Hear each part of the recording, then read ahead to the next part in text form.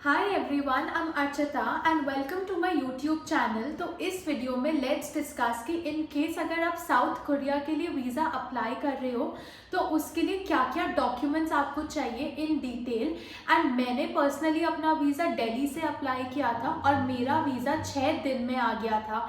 तो और जब मैं अपना वीज़ा अप्लाई कर रही थी तो आई कुड नॉट फाइंड ऐसे वन स्टॉप गाइड जिसमें सारी इन्फॉर्मेशन हो। तो इस वीडियो में I will try my level best कि मैं आपको एक पूरी डिटेल गाइड दे सकूं जिससे आप अपना वीज़ा खुद से अप्लाई कर सको। So without any further ado let's get this video started. तो साउथ कोरिया का वीज़ा आप VFS ग्लोबल के थ्रू अप्लाई कर सकते हो और अभी आपको नीचे स्क्रीन पे एक वेबसाइट का लिंक दिख रहा होगा। इस लिंक पे जाके आप जितने भी इम्पोर्टेंट डॉक्यूमेंट्स हैं जो आपको वीज़ा के लिए लगेंगे वो आप डाउनलोड कर सकते हो। और साउथ कोरिया के वीज़ा की सबसे अच्छी बात ये है कि आपको कोई अपॉइंटमेंट लेना नहीं पड़ता, डायरेक्ट वॉक इन प्रोसेस है। तो जब भी आपके डॉक्यूमेंट्स रेडी हो आप जाके सबमिट कर सकते हो। तो वीज़ा भरने के लिए आपको 4 इम्पॉर्टेंट डॉक्यूमेंट्स लगते हैं और ये चारों ही डॉक्यूमेंट्स को एक एक करके लेट्स डिस्कस। तो जो सबसे पहला डॉक्यूमेंट जो आपको भरना है is the visa application form. इसको ऑनलाइन ही भरना होता है और जब भी आप इसको खोलोगे तो जो सबसे पहला आपको ऑप्शन आएगा वो है डिप्लोमेटिक ऑफिस। उसमें आपको इंडिया फिल करना है एंड जैसे आप इंडिया डालोगे उसमें 3 कैटेगरीज पूछे आएगी, चेन्नई, दिल्ली और बॉम्बे। तो जो भी आपकी प्रेफरेंस हो आप उसके अकॉर्डिंग वो फिल कर सकते हो। और दूसरा जो ऑप्शन होता है वो है visa type and make sure that इसमें you select the C3 visa type which is the tourist visa. तो ये 2 सेक्शन भरने के बाद फिर आती है कुछ बेसिक डिटेल्स। तो जो सबसे पहली है वो है पर्सनल डिटेल्स जिसमें आप अपना नाम, आपकी एज, आपकी प्लेस ऑफ बर्थ, आपकी date of birth and all of that वो डिटेल्स डालते हो।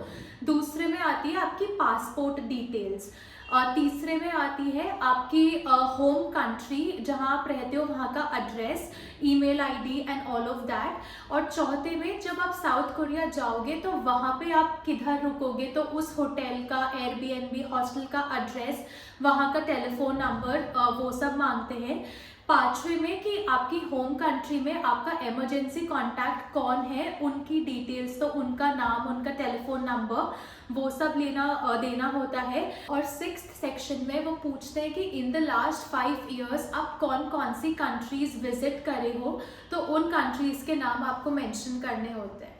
फिर जो नेक्स्ट सेक्शन आता है उसमें आपको आपकी एम्प्लॉयमेंट डिटेल्स भरनी होती है कि इन केस अगर आप सैलरीड पर्सन हो तो आपके एम्प्लॉयर या फिर आपके ऑफिस का एड्रेस क्या है, वहाँ का telephone number, email ID and all of that वो डिटेल्स आपको फिल इन करनी होती है। और अगर इनमें से किसी भी फील्ड को भरने में आपको कोई कंफ्यूजन है so please reach out to us in the comment section और you can also DM us on our Instagram handle and we will help you out as soon as possible. तो जो second form आपको भरना है वो है health condition report form.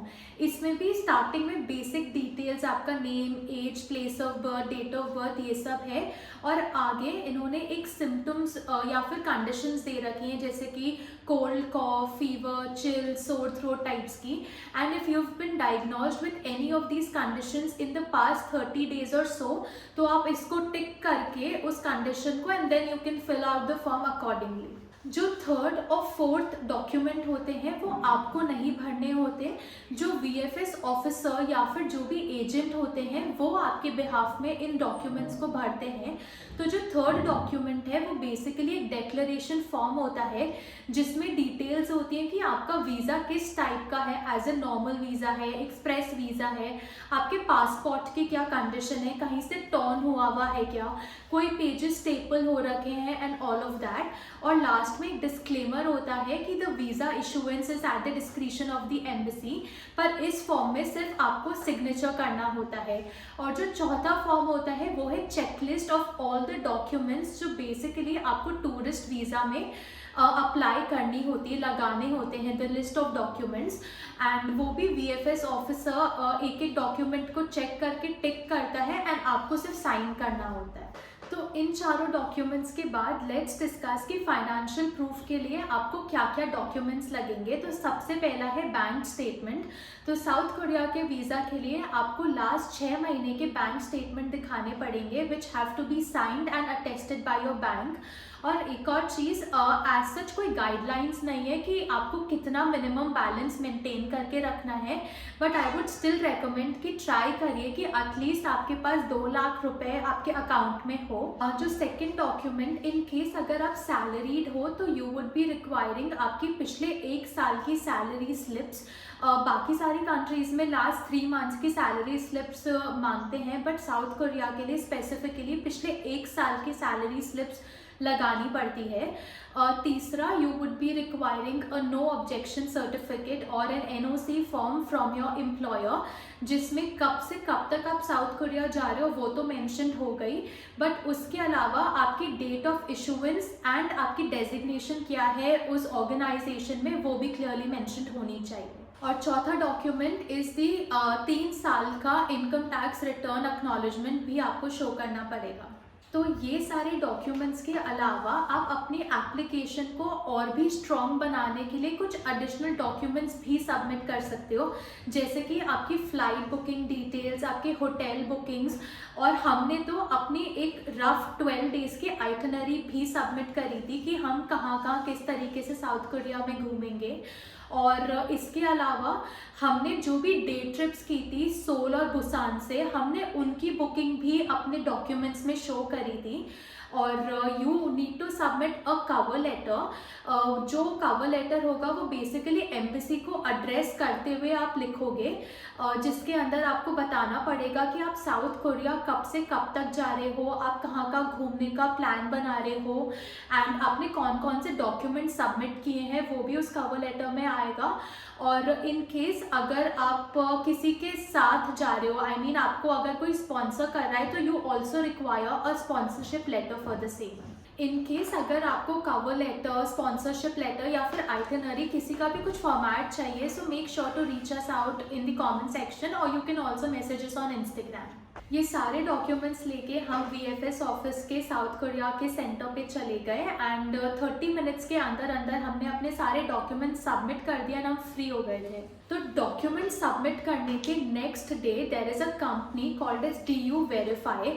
हमें उस कंपनी की तरफ से वापस से मेल आया कि हमें उनके पोर्टल पे फिर से अपने बैंक स्टेटमेंट और ITR को अपलोड करना है और एक $10 का एक्स्ट्रा अमाउंट भी पे करना है। तो इनिशियली तो वी थॉट कि इट्स अ स्कैम, क्योंकि हम सारे डॉक्यूमेंट सबमिट कर चुके हैं, तो फिर से हम वापस अपलोड करके और एक्स्ट्रा पैसे क्यों दें।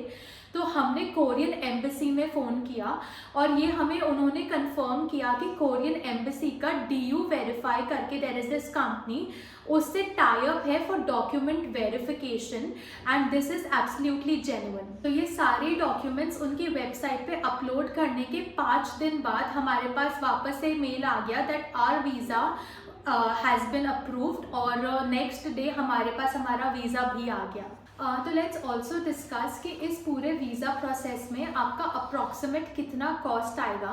तो जो साउथ कोरियन वीज़ा फ़ीस है वो है 3200 रुपीज़।